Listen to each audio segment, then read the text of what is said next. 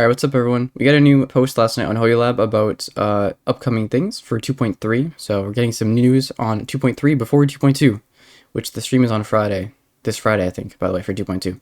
But this is a developer radio post. They do these every now and then, talking about some upcoming things. Pretty big updates in this post. So before we get into it, there's going to be a brand new simulated universe game mode, an overhaul to how we farm planar ornaments, making it a lot faster, a new permanent endgame mode, and then an update to how the schedule works regarding Memory of Chaos and Perfection and this new game mode. So let's take a look, starting from the top.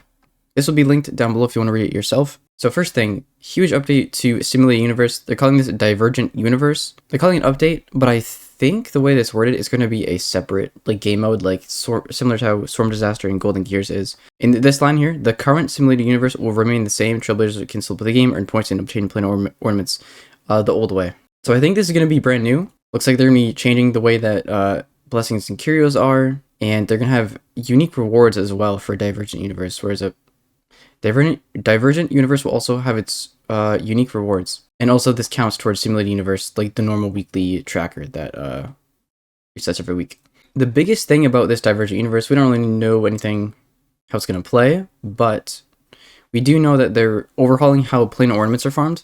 This is going to reset every week, but basically you just play through and you get to make a save file and then use that save file to directly challenge boss enemies and farm planars. So basically the only thing extra compared to farming relics is you just have to run through it once and get a save file, and then you can use that save file to farm planars for the week. The same way that you would just go to the relic domain and farm that with your team.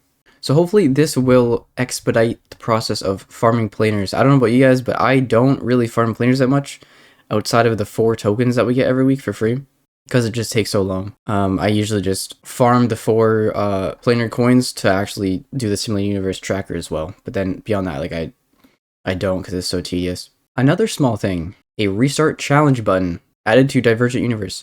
Again, I don't know if this Divergent Universe is going to be its own self-contained thing as like an addition to like Storm Disaster, Golden Gears, or if this is something that's being applied to all Simulated Universe game modes. But at least as far as Divergent Universe goes, there's a restart challenge button. Hopefully don't have to alter for our games as much anymore when we're mid-run and we mess something up, because I know I do that a lot. Okay, that's it for Simulated Universe. Then the other big thing is a new permanent game mode called Apocalyptic Shadow. This is going to be added to Perfection and Memory of Chaos. It's going to be another endgame mode that's entering the rotation with Perfection and Memory of Chaos. Now, there's a lot of speculation, including myself. It's probably going to be something like focused on single target and just like mainly bosses. But, you know, Perfection is AoE focused. Memory of Chaos is like a mix. It's usually 2 to 3 enemies. Obviously, that depends on the elites and then the ads that they summon. But, like, you know, you have Memory of Chaos is like 2 to 3 with exceptions. Perfection is usually full field. Waves, AoE, you know, whatever. So it makes sense if there was something on the other end of the scale, spectrum, whatever, that was more single target focused. And this is going to have its own rewards that refresh as well. So with the addition of Apocalyptic Shadow, that's going to be added into the current rotation of endgame modes. So it'll be 2 weeks of Apocalyptic Shadow, then Perfection, then Memory of Chaos. Starting whenever they add this in, this will take place not until like 2.3.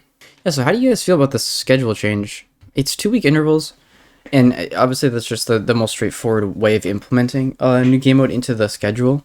But like if you're a Memory of Chaos guy, you know there isn't going to be a new Memory of Chaos for 6 weeks.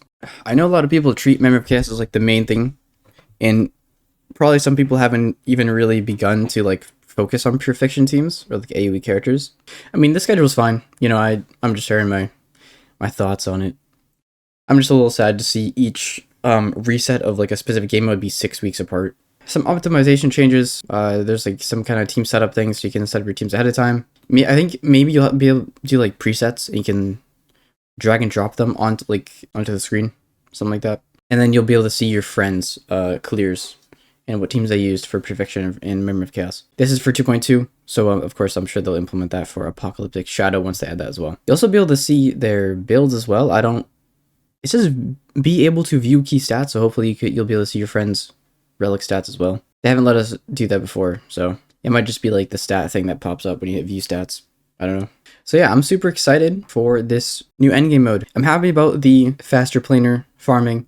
I'm intrigued to see what this Divergent Universe is, if it's a complete separate game mode or just like a an umbrella update for all of the current game modes, and definitely excited to see this Apocalyptic Shadow endgame in 2.3, which is still a little ways off. Oh, I guess one thing I should mention before I end this video, probably the most important thing, the bosses in Apocalyptic Shadow are gonna be different than the normal versions of themselves. So they're gonna have different traits and stuff, which you'll be able to see and which will change. I am intrigued. Anyways, that's all. Let me know what you guys think about any of this. Thanks for watching. Thanks for listening. I'll see you boys in the next one. Peace.